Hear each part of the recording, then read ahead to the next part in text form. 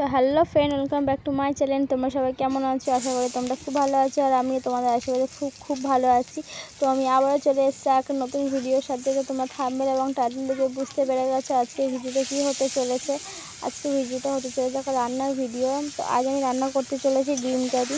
তো তার কী কী উপকরণ দিয়ে আমি বানাচ্ছি সেটাই তোমরা দেখো, প্রথম থেকে শেষ অবধি দেখো। তো ভিডিওটা স্কিপ করো না, আর ভিডিওটা যদি ভালো লাগে তো like, comment, share and subscribe করতে ভুলো না।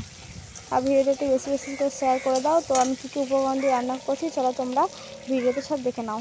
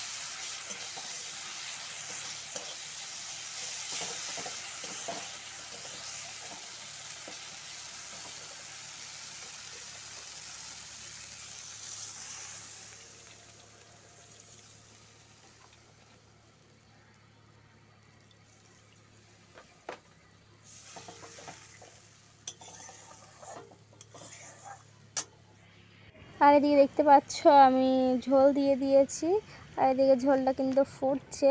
আর আমি আগে থেকেই ডিমগুলো ফ্রাই করে রেখেছিলাম, আর এখানে দিয়ে দিলাম। তো এখানে তোমরা বলবে যে ডিমটা কেন আধেখানা, এখানে আমার মেয়ে ডিমটা আধখানা খেয়ে নিয়েছে, সেই জন্য ডিমটা আধেখানা। তো ভিডিওটা যদি ভালো লাগে তো লাইক, কমেন্ট, শেয়ার করে দিও। তো ডিমগুলো আমি এখানে আগেই ভেজে রেখেছিলাম, সেটা তোমাদেরকে দেখাতে পারিনি। এরকম করে কিন্তু ডিম রান্না করলে খেতে কিন্তু খুবই অসাধারণ লাগে। তোমরা চাইলে বাড়িতে ট্রাই করতে পারো। এটাকে ডিম কষাও বলতে পারো, ডিম কারিও বলতে পারো, এবং ডিমের ঝালও বলতে পারো। যার যেটা ভালো লাগবে সেরকম নাম দিয়ে নিও। সবারই বড়। তো এখানে দেখো আমি রান্না করে নামিয়ে নিয়েছি, কত সুন্দর দেখতে লাগছে, দেখতে কিন্তু অসাধারণ হয়েছে। চাইলে তোমরা বাড়িতে ট্রাই করতে পারো।